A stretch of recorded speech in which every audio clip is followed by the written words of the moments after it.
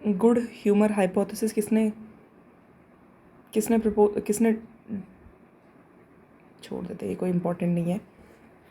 Typhoid हमारा किससे होता है? सैल्मोना टाइफाई से होता है, ठीक है। और इसके लिए वाइडल टेस्ट किया जाता है, टाइफॉइड के लिए वाइडल टेस्ट किया जाता है।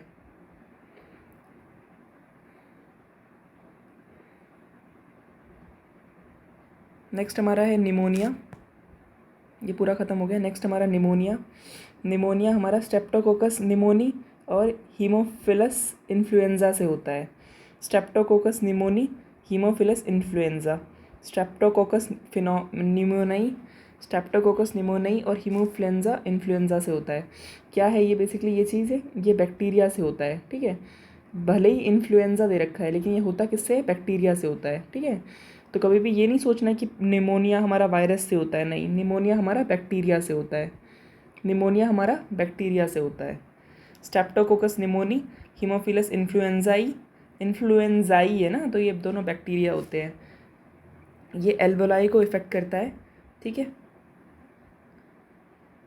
और ये बर्तन चेंज करने से फैल जाता है, ठीक है। इसमें होता क्या है निमोनिया के अंदर? निमोनिया होता है पीलिया हो गया, हाँ। इससे क्या है कि इससे ब्लू में टर्न हो जाएंगे, होठ नाखून नीले हो जाते हैं। निमोनिया के अंदर होठ नाखून नीले हो जाते हैं हमारे, ठीक है। एक जो हमने वो देखा था ना, ब्लू बेबी सिंड्रोम, ठीक है। ये एक मैं लिख देती हूँ। तो ब्लू बेबी सिंड्रोम हमारा था नाइट्रेट से, ठीक है। और मिनामाटा हमारा था मरकरी से, ठीक। चले आगे। तो कॉमन कोल्ड हमारा होता है राइनो वायरस से, बस इतना याद रखिए कि ये राइनो वायरस से होता है कॉमन कोल्ड हमारा। मलेरिया हमारा होता है प्लाज्मोडियम से। मलेरिया किससे होता है? मलेरिया प्लाज्मोडियम से होता है। डेंगू चिकनगुनिया वायरस से होता है। मलेरिया हमारा प्लाज्मोडियम से होता है। और इसमें जो फेल्सीफेरम होता है ना हमारा, जो फेल्सीफेरम है, ये बहुत ज़्यादा डेंजरस होता है, मोस्ट डेंजरस, ठीक है। और ये फीमेल एनोफिली मॉस्किटो के अंदर होता है ज़्यादातर। ये प्लाज्मोडियम रिप्रोड्यूस एसेक्सुअली करता है ह्यूमन के लीवर में और आरबीसी के अंदर। तो ये दोनों तरीके से जो प्लाज्मोडियम है, ये दो प्रकार से रिप्रोड्यूस करता है, एसेक्सुअली और सेक्सुअली। एसेक्सुअली करता है ये ह्यूमन लीवर और आरबीसी के अंदर, और सेक्सुअली करता है ये कट ऑफ मॉस्किटो के अंदर, ठीक है। फीमेल हमारे लीवर के अंदर सेक्सुअली तो नहीं कर सकता, हमारे लीवर के अंदर एसेक्सुअली करता है और गट ऑफ द मॉस्किटो में करता है सेक्सुअली। और जब ये हमारे एसेक्सुअली करता है ना लीवर के अंदर, बेसिकली करता क्या है, ये एसेक्सुअली रिप्रोड्यूस कर जाता है, और एसेक्सुअली रिप्रोड्यूस करके ये हमारे आरबीसी को रप्चर कर देगा, ठीक है। फिर ये हीमियोजोइन टॉक्सिन निकालता है। क्या निकालता है? हीमियोजोइन टॉक्सिन निकालता है ये। इससे पता चलता है कि ओहो मलेरिया हो गया है। तो हीमोजोइन, अगर पूछते हैं कि हीमोजोइन किस चीज़ का रिलेशन रखता है, हीमोजोइन, एक सेकेंड, इसका मतलब क्या है कि मलेरिया हो गया है, ठीक है। और ये जो सेक्सुअली ट्रांसमिट करता है, तो ये स्पोरोजॉइट्स बनाता है, स्पोराजॉइट्स बनाता है। ये सेक्सुअली ट्रांसमिट जब जिस टाइम पे करता है तो ये स्पोरोजॉइट्स बनाता है, ओके, स्पोरोजॉइट्स बनाता है, ओके। अब बात करते हैं कि एक हमारा होता है एमीबियोबायोसिस, ठीक है, एमीबियोबायोसिस। तो ये क्या चीज़ है देखते हैं। तो एमीबियोबायोसिस जो है हमारा, वो बेसिकली एक पैरासाइट है, ठीक है। ये एक इसका शायद सभी पैरासाइट चल रहे हैं, वेट, पैरासाइट इसमें क्या होता है, एमोबिया हिस्टोलिटिका, ठीक है। ये हाउस फ्लाई से फैलता है, ठीक है। तो ये हमारा क्या है, एक प्रोटोजोआ है ये, ठीक है। एमीबियोबाइसिस जो है ये हमारा एक प्रोटोजोआ पैरासाइट है। एमीबियोबाइसिस जो है हमारा वो एक प्रोटोजोआ पैरासाइट है।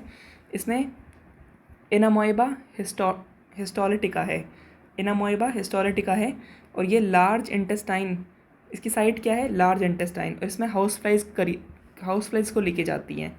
तो ये थोड़ा सा इंपॉर्टेंट है, इससे कॉन्स्टिपेशन हो जाता है, डाइसेंट्री होता है बेसिकली, ठीक है।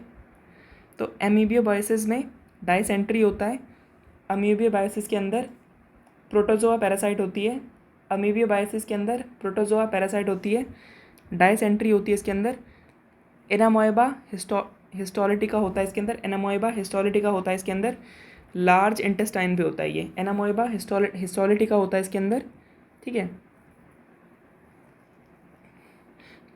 तो अमीबियोसिस जो है ये हमारा प्रोटोजोआ पैरासाइट है, ओके। और ये एनामोइबा हिस्टोलिटिका होता है इस पर, ये कहाँ पे एक्ट करता है, लार्ज इंटेस्टाइन के ऊपर, और हाउस फ्लाइज को कैरी करती है, और ये पानी और इन्फेक्शियस पानी और खाने से फैलता है। इससे क्या हो जाता है, कॉन्स्टिपेशन। तो डाइसेंट्री का मतलब क्या होता है, कॉन्स्टिपेशन। एस्कैरिसियासिस में क्या होता है, ये भी एक पैथोजन है, इसका पैथोजन होता है हमारा एस्कैरिसियासिस, ठीक है। और एस्कैरिसियासिस क्या होता है, ये वॉर्म से फैलता है, वॉर्म मतलब कीड़ों से फैलता है ये, है ना। तो राउंड वॉर्म से फैलता है एस्कैरिसियासिस। ये एमोइबाइसिस जो है ये हमारा प्रोटोजोआ से फैल रहा है, एस्कैरिसियासिस हमारा फैलता है वॉर्म से, मतलब कीड़ों से फैलता है ये, ठीक है। इसमें क्या होता है कि जैसे ही सामने वाला जब फीसिस निकालता है तो उसके साथ इसके अंडे भी रिलीज़ हो जाते हैं, अंडे रिलीज़ होते ही ये सब जगह फैल जाएगा, तो ये पानी और उससे स्प्रेड हो जाएगा। और ये इसमें करता क्या है, ये इंटेस्टिनियल को पैसेज को ब्लॉक कर देता है, ठीक है। अब हम बात करते हैं फिलारियासिस। तो फिलारियासिस जो है ये वुचेरिया, और इसमें जो हमारा लिम्फेटिक फिलारियासिस होता है ना, लिम्फेटिक फिलारियासिस, तो वो हमारा फैलता है बेसिकली किससे, नीमाटोड से, और ये भी वॉर्म्स होते हैं, ठीक है, ये भी वॉर्म से फैलता है। एस्कैरिसियासिस भी वॉर्म से फैल रहा है, फिलारियासिस सिस वाले जो हैं हमारे वॉर्म से फैल रहे हैं। सिस्टर हमारी बहुत कीड़े से डरती है, तो सिस वाले हमारे कीड़े से फैल रहे हैं, ठीक है। तो स्कैरिसियासिस हो गया हमारा, स्कैरिसियासिस हो गया, ओके वेट, स्कैरिसियासिस, फिलारियासिस, ये हमारे राउंड वॉर्म से फैल रहे हैं, और ये बेसिकली किससे फैलता है, नीमाटोड से। इसमें कौन से जानवर आते हैं, तो बुचेरिया आता है, ब्रेंच कॉफ्टी और मलाइये, ठीक है। इसमें वुचेरिया बेसिकली वुचेरिया से, नीमाटोड से फैलता है ये। इसमें क्या होता है, फीमेल मॉस्किटो इसको भी लेके जाती है, इसको भी फीमेल मॉस्किटो ही कैरी करती है, इसको भी फीमेल मॉस्किटो ही कैरी करती है, ठीक है। अब हम बात करते हैं गैम्ब्यूसिया। तो गैम्ब्यूसिया में क्या होता है, फिश दैट ईट्स, गैम्ब्यूसिया एक ऐसी मछली है जो मॉस्किटो के लार्वा को खा जाती है। गैम्बूशिया एक ऐसी मछली है जो मॉस्किटो के लार्वा को खाती है। डेंगू एंड चिकनगुनिया ये हमारे फैलते हैं वेक्टर से, ठीक है, और ये एडीज मॉस्किटो से फैलते हैं, ठीक है।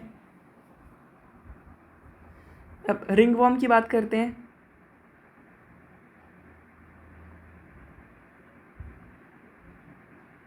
तो रिंगवॉर्म हमारा, और ये रिंगवॉर्म खुद में भी एक बीमारी होती है, जिससे वो होता है ना, रिंगवॉर्म हो गया है, इससे खुजली वगैरह होती है, इंटेंस इचिंग होती है इससे। लिम्फोसाइट्स की हम बात करते हैं, उसमें होती है, एक होती है बी लिम्फोसाइट, एक होती है हमारी टी लिम्फोसाइट। एक बी लिम्फोसाइट है, एक हमारी टी लिम्फोसाइट है। तो जो बी लिम्फोसाइट है वो हमारी एंटीबॉडी बनाती है, बहुत सारी एंटीबॉडी बनाती है, ठीक है। और टी लिम्फोसाइट जो है, भले ही टी है, टी उसकी मदद करती है, ठीक है। तो इसको हम लोग क्या बोलेंगे, एंटीबॉडी मीडिएटेड इम्यूनिटी, ठीक है, कि ये एंटीबॉडी बनाई जा रही है, और ये है सेल मीडिएटेड इम्यूनिटी, क्योंकि ये बी लिम्फोसाइट की मदद करती है, ठीक है। तो बी लिम्फोसाइट जो है बहुत ज़्यादा बनाती है बी, ठीक है, लेकिन जो टी है वो इसकी मदद करती है। तो ये जो कोई बी आदमी है वो चाय पी के एंटीबॉडी बनाया जा रहा है, ठीक है, टी पी के। तो टी में क्या होगा, सेल मीडिएटेड है, ठीक है, और बी क्या होती है हमारी, एंटीबॉडी मीडिएटेड इम्यूनिटी।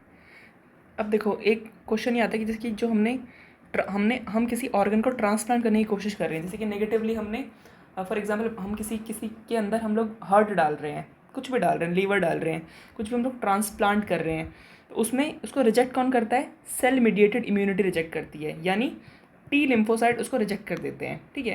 देखो बी का काम क्या है, सिर्फ और सिर्फ एंटीबॉडी बनाते रहना, ठीक है। बाकी काम कौन संभाल रहा है, टी लिम्फोसाइट बाकी काम संभाल रहा है। तो टी लिम्फोसाइट जो है वो रिजेक्ट करती है ट्रांसप्लांटेड ऑर्गन्स को, इसलिए इसको क्या बोलते हैं, इसलिए इसको एनसीईआरटी क्या कहती है, ग्राफ्ट रिजेक्शन भी बोलती है एनसीईआरटी इसको कभी कभी, ठीक है, ग्राफ्ट रिजेक्शन, ओके। अब एंटीबॉडी के अंदर क्या होता है, एंटीबॉडी के अंदर एक लार्ज चेन होती है, एक स्मॉल चेन होती है। एंटीबॉडी के अंदर एक लार्ज चेन होती है, एक स्मॉल चेन होती है। ये किससे जुड़ी हुई होती है, ये डाइसल्फाइड बॉन्ड से जुड़ी हुई होती है, डाइसल्फाइड बॉन्ड से जुड़ती हैं ये। अब एंटीबॉडी इन कोलेस्ट्रम के अंदर कौन सी एंटीबॉडी पाई जाती है, आईजीए। कोलेस्ट्रम क्या होता है, जो माँ का दूध होता है ना शुरू का, उसके अंदर कोलेस्ट्रम पाया जाता है, उसके अंदर हमारा होता है आईजीए। अब दो टाइप की इम्यूनिटी होती है हमारी, एक होती है हमारी एक्टिव इम्यूनिटी, एक हमारी होती है पैसिव इम्यूनिटी, ठीक है। तो एक्टिव मतलब क्या हो गया कि होस्ट की बॉडी में खुद से बनेगी, ठीक है। एक्टिव यानी होस्ट की बॉडी में खुद से बनेगी, ठीक है। तो उसको हम बोलते हैं, और उसके अंदर क्या होता है, प्रोसेस बहुत ज़्यादा स्लो होती है, क्योंकि यार बॉडी के अंदर बनना is it ultimately it will take time. तो ये एक बहुत ही स्लो प्रोसेस होती है। इसका एग्जाम्पल क्या होता है हमारा, इम्यूनाइजेशन, इसका एग्जाम्पल है इम्यूनाइजेशन। अब जो पैसिव इम्यूनिटी होती है हमारी, वो हमारी रेडीमेड होती है एक तरीके से, उसको कहीं से भी बॉडी के अंदर इंजेक्ट कर दिया जाता है, ठीक है। तो वो हमारी होती है रेडीमेड एंटीबॉडी होती है, जो बॉडी के अंदर इंजेक्ट की जाती है, ठीक है। और एंटीबॉडीज़ उसके अंदर दी जाती हैं, जैसे कि ये पैसिव इम्यूनिटी कब दी जाती है, तो ये दी जाती है स्नेक बाइट के टाइम पे, टिटनस है ना, टिटनस में, स्नेक बाइट में यही दी जाती हैं, ठीक है। कोलेस्ट्रम जो होता है ना, उसके अंदर भी हमारा पैसिव होती है, क्यों, क्योंकि वो माँ के अंदर बन चुका होता है, बच्चे के शरीर में नहीं बन रही है वो इम्यूनिटी, माँ के शरीर में बन चुकी है। तो अगर हम टिटनस की बात करें, स्नेक बाइट की बात करें या कोलेस्ट्रम की बात करें, इसमें पैसिव इम्यूनिटी होती है। अब इम्यूनिटी हमारी होती है दो टाइप की, एक हमारी होती है इनेट इम्यूनिटी, एक हमारी होती है एक्वायर्ड, ठीक है। तो इनेट में क्या होता है, ये होती है हमारी नॉन स्पेसिफिक माने इसको, ये हमारी बर्थ से ही प्रेजेंट होती है, ठीक है। तो इसको ये नहीं पता भाई बर्थ से ही प्रेजेंट है, तो मतलब इसको ये नहीं पता कि आगे कौन आने वाला है, मतलब कौन सा वायरस आने वाला है, क्या आने वाला है, तो ये नॉन स्पेसिफिक होती है, ठीक है, ये नॉन स्पेसिफिक होती है, ठीक है। और ये क्या करती है, ये बैरियर्स को यूज़ करती है। बैरियर किस तरीके के, जैसे कि पहला इसका बैरियर होता है फिजिकल बैरियर में जैसे कि हमारा स्किन हो गया, म्यूकस हो गया, ये सब चीज़ें, हमारी स्किन भी एक फिजिकल बैरियर के रूप में काम करता है, ओके। दूसरा फिजियोलॉजिकल, ठीक है। फिजियोलॉजिकल में हो गया हमारा एसिड हो गया, सलाइवा और टीयर्स, ठीक है। फिजियोलॉजिकल में के अंदर क्या होता है, acid, saliva, tears, acid, saliva और टीयर्स।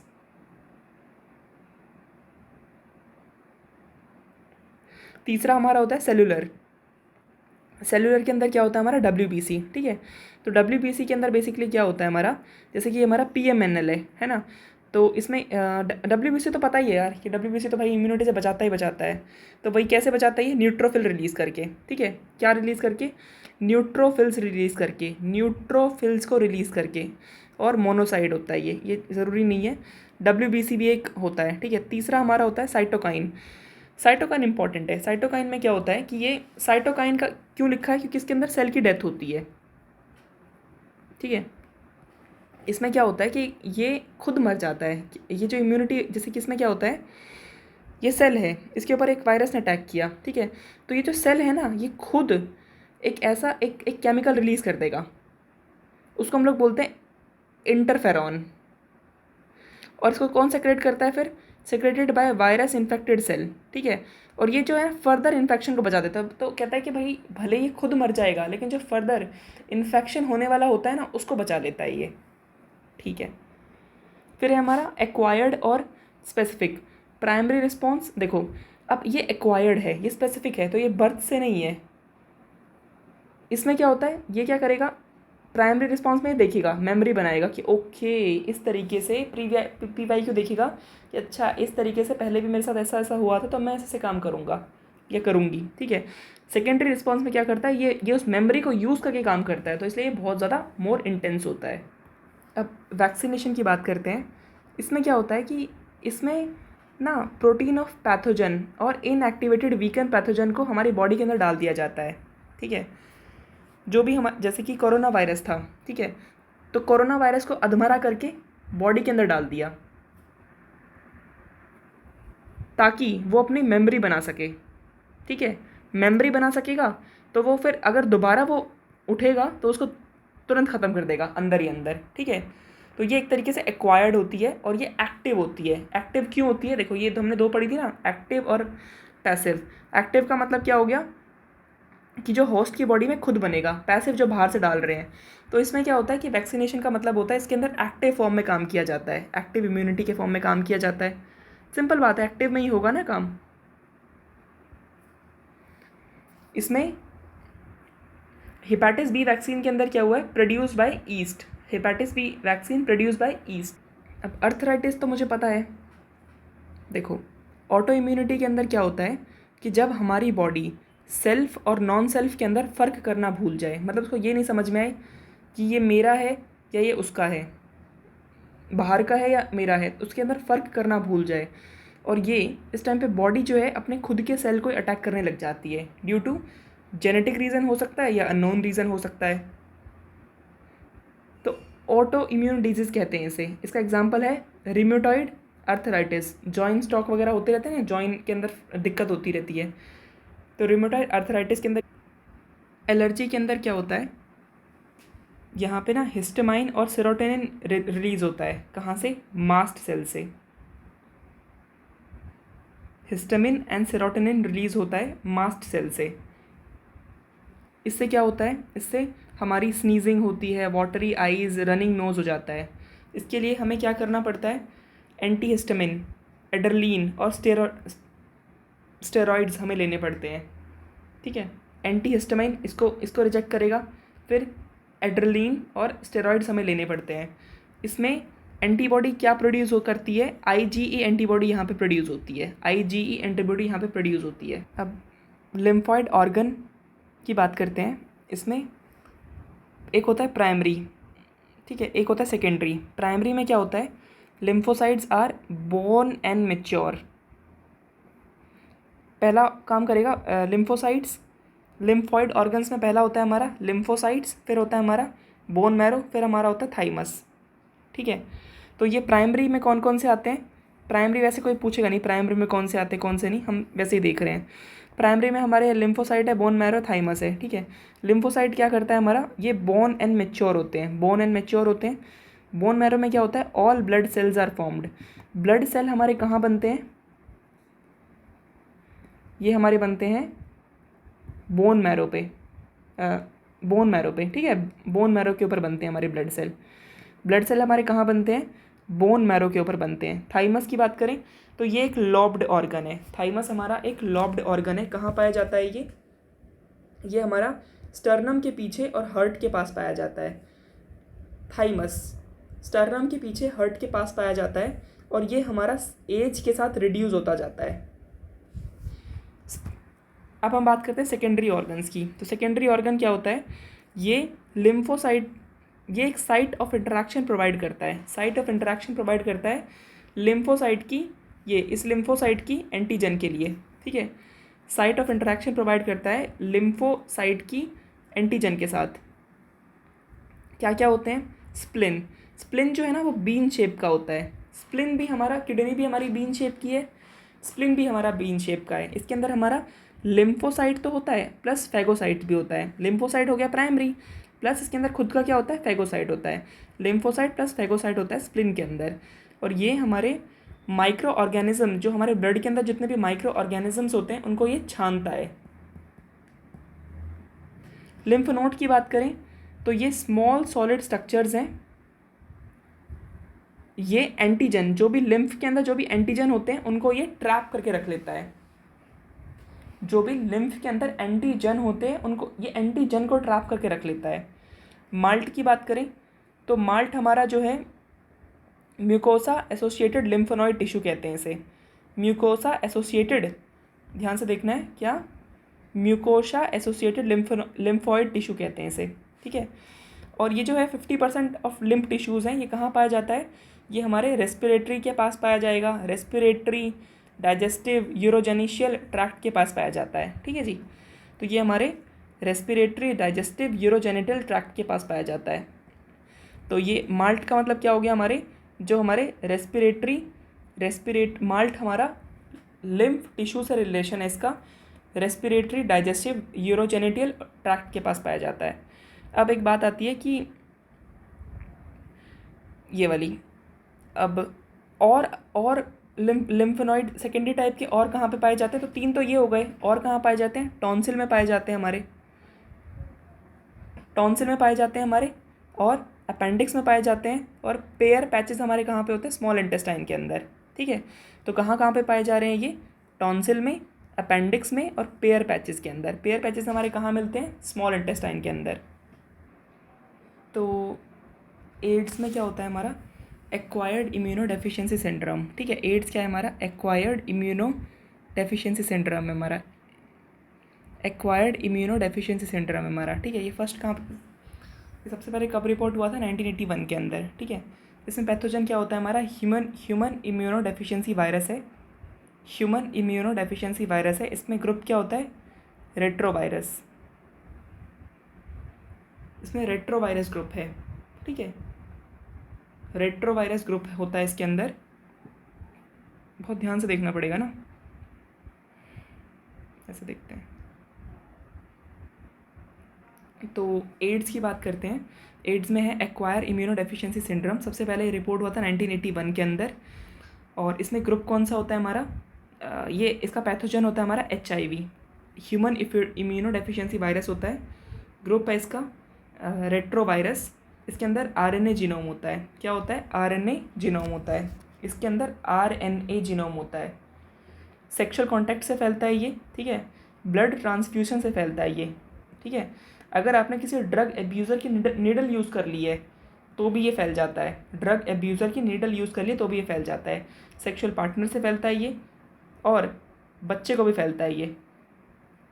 टाइम, इन्फेक्शन और अपीयरेंस के बीच में जो टाइम लैग होता है उसमें यूजुअली 5 से 10 साल का गैप होता है। ठीक है, इन्फेक्शन और अपीयरेंस के बीच में जो टाइम लैग होता है उसका जो गैप होता है उसको हम लोग बोलते हैं 5 से 10 साल का गैप। ठीक है, माइक्रोफेजेस के अंदर, ये मैक्रोफेजेस है, मैक्रोफेजेस के अंदर वायरल, देखो मैक्रोफेजेस के अंदर क्या होता है, मैक्रोफेजेस के अंदर HIV जो वायरस है वो मैक्रोफेजेस में अटैक करता है, पूरा मैक्रो लेवल पे अटैक करता है ना ये, तो हम ऐसे याद करते हैं कि पूरे मैक्रो लेवल पे, मैक्रोफेजेस पे अटैक करता है। ठीक है, तो उसको हम लोग क्या बोलेंगे, मैक्रोफेज को हम लोग बोल देंगे HIV फैक्ट्री।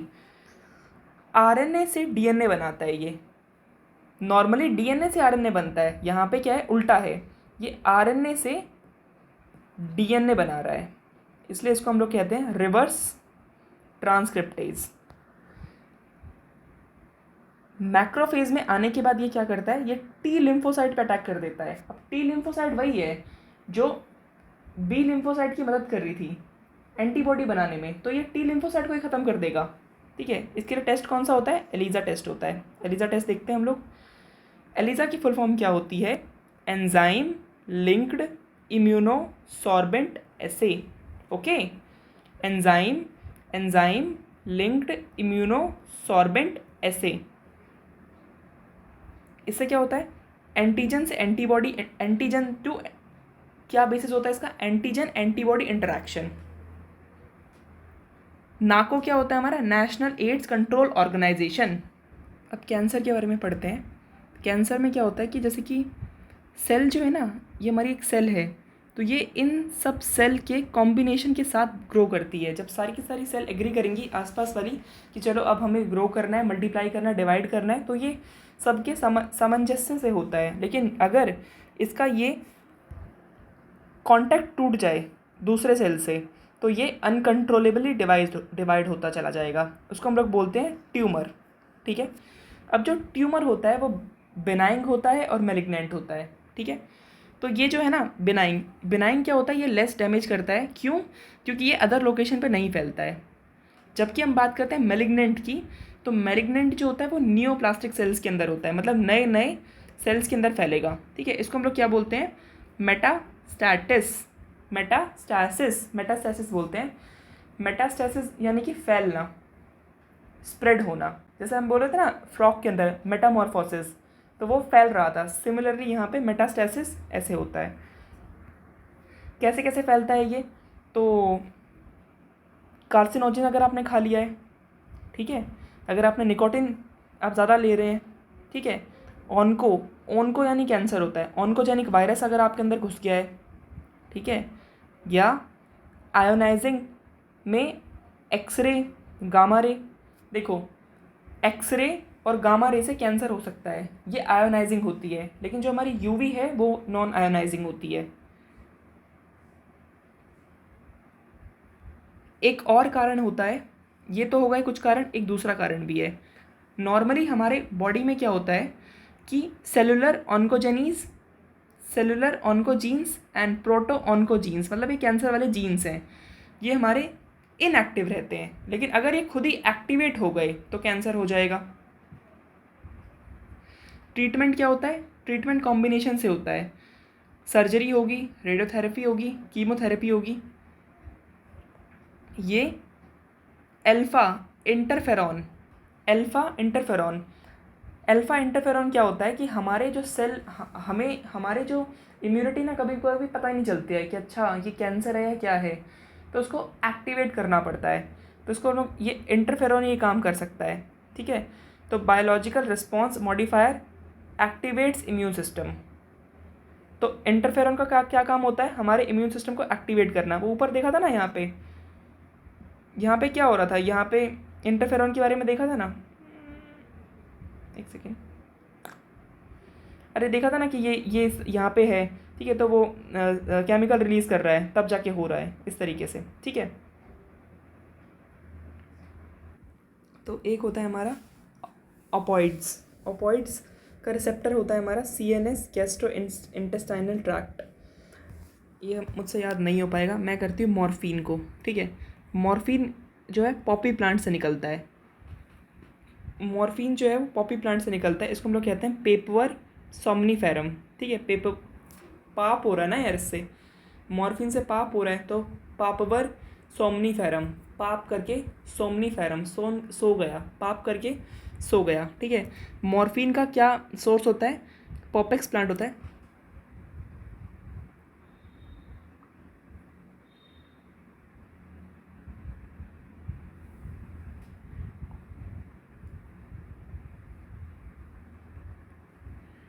तो मॉर्फिन का जो सोर्स होता है वो होता है पॉपी प्लांट, पाप करके सो गया, और ये स्नॉटेड और इजेक्टेड होती है, यानी इसको या तो नाक से सूंघा जाएगा या इसका इंजेक्शन लगता है। मॉर्फिन का स्नॉटेड और इजेक्टेड होती है। हेरोइन की बात करें तो ये क्या आती है, मॉर्फिन को ही थोड़ा सा चेंज किया जाता है, तो डाई एसिटाइल हो जाएगा उसके अंदर। मॉर्फिन को ही थोड़ा सा बदलाव करके डाई एसिटाइल होता है इसके अंदर। इसको कॉमनली हम लोग कहते हैं स्मैक। तो स्मैक क्या होता है? ये स्मैक जो होता है हमारा, ये हमारा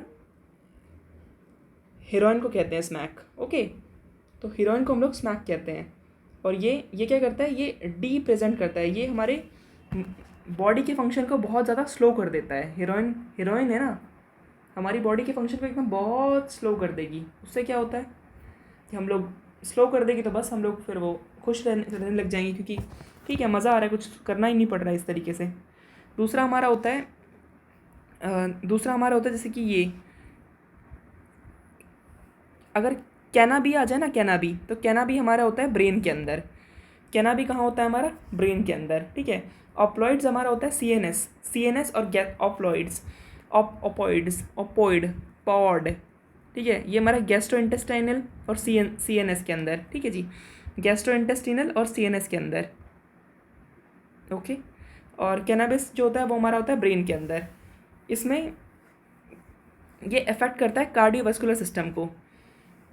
क्योंकि हमारे ब्रेन इसका रिसेप्टर है, ब्रेन से हमारा हार्ट बीट रेगुलेट होती है, तो ये हमारे कार्डियोवास्कुलर सिस्टम को अफेक्ट करता है। और ये ऑरल लिया जाता है, ये ऑरली लिया जाता है। इसके एग्जांपल क्या क्या होते हैं हमारे? तो अगर ये मॉर्फिन की बात करें तो मॉर्फिन कैसे लिया जा रहा है? सूंघ के या सुआं लगा के, ठीक है। लेकिन उसमें हीरोइन भी ऐसा ही होता है। हीरोइन भी ऐसा नहीं कि सीधा खा लिया, ऐसा नहीं होता। हीरोइन को भी हम लोग हीरोइन का सूंघा लगवा सकते हैं, ठीक है, या फिर उसको सूंघ सकते हैं। लेकिन जो हमारा मैरिजुआना है और हलाशिश है ना, हलाशिश है, चरस है, गांजा है, मरीजुआना, चरस, गांजा, हलाशिश, तो ये हमारा जो होता है ऑरली लिया जाता है, ठीक है। मरीजुआना, हराशिश, चरस, गांजा, मरीजुआना, हराशिश, चरस, गांजा जो है हमारा ऑरली लिया जाता है, ठीक है। मरीजुआना, हराशिश, चरस, गांजा ये हमारा ऑरली लिया जाता है, ओके। अब हमारा होता है ये वाला कोका एल्डिहाइड, कोकेन कहते हैं इसे। तो कोकेन जो होता है ना हमारा, ये हमारा डोपामाइन पे काम करता है। ये कोका हमें कहाँ मिलता है? साउथ अमेरिका में मिलता है। और ये भी हमारा स्नॉटेड होता है, यानी सूंघ के लेते हैं कोकेन को, सूंघ के लेते हैं कोकेन को। कोकेन हीरोइन को सूंघ के लिया जाता है और ये डोपामाइन को वो कर देता है। इसमें क्या होता है, हमारी एनर्जी बहुत ज़्यादा हमें हाई लगती है, और अगर हम ज़्यादा लेंगे इसे तो हेल्यूसिनेशन होगा। हेल्यूसिनेशन मतलब जो है नहीं लेकिन भूत दिख रहा है नहीं लेकिन पता नहीं क्या क्या दिख रहा है, तो हेल्यूसिनेशन बहुत ज़्यादा होता है। अब एट्रोपा बेलाडोना में एट्रोपा, बेलाडोना और दतूरा, एट्रोपा, बेलाडोना, दतूरा ये भी हेल्यूसिनेशन करने का काम करते हैं। मॉर्फिन जो है ना वो पेन किलर के रूप में काम किया जाता है सर्जरी जब होती है, ठीक है। मेडिसिन के रूप में क्या कौन कौन से काम में आते हैं? तो बारबिट्यूरेट्स, एम्फीटामाइंस, बेंजोडिज़ेपाइंस ये मेडिसिन में काम आते हैं। टोबैको के अंदर निकोटीन प्रेजेंट होता है, ठीक है, जो हमारे एडर्नल ग्लैंड को स्टिमुलेट कर देता है, ठीक है। इससे हमारा बीपी बढ़ता है और हार्ट वैल्यू, इससे हमारी बीपी बढ़ता है और हार्ट रेट इससे हमारी बढ़ने लग जाती है, ठीक है। तो ये सब है। बाकी तो फिर यही है कि एडोलसेंस हमारी होती है 12 से 18 साल के अंदर, ये सब दिया हुआ है। पैप्टिक अल्सर कैसे फैलता है? बैक्टीरिया, पैप्टिक अल्सर ये जो ना कह रहे थे कि ये स्ट्रेस से फैलता है, इससे उससे, ऐसा नहीं होता। जो पैप्टिक अल्सर होता है इससे बहुत ज़्यादा हमारे स्टमक के अंदर एसिड बन जाता है, तो ये हमारा बैक्टीरिया से फैलता है। एक्नी में क्या होता है? स्टेफाइलकोकी बैक्टीरिया। एक्नी भी हमारी जो हमारी गुमड़ी होती है तो हमारी स्टेफाइलकोकी बैक्टीरिया से फैल। अब ट्राइपैनोसोमा, ये प्रोटोजोआ है, और ये स्लीपिंग सिकनेस के काम आता है। ट्राइपैनोसोमा प्रोटोजोआ है, स्लीपिंग सिकनेस के काम आता है। लिशमेनिया प्रोटोजोआ है, काला आजार करता है। राउंडवॉर्म एस्कारिसिस स्मॉल इंटेस्टाइन के अंदर होता है। हमारा जॉन्डिस वायरस से होता है। कौन सा वायरस से होता है? हेपेटिस वायरस से होता है। ये हेपेटिटिस वायरस से होता है ये, ठीक है। इसमें जो हेपेटिस